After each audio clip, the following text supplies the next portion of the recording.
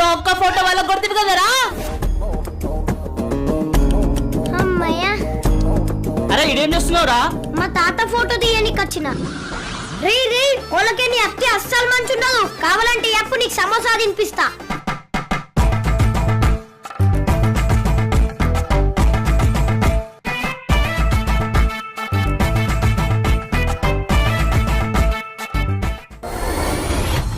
Sir smile please.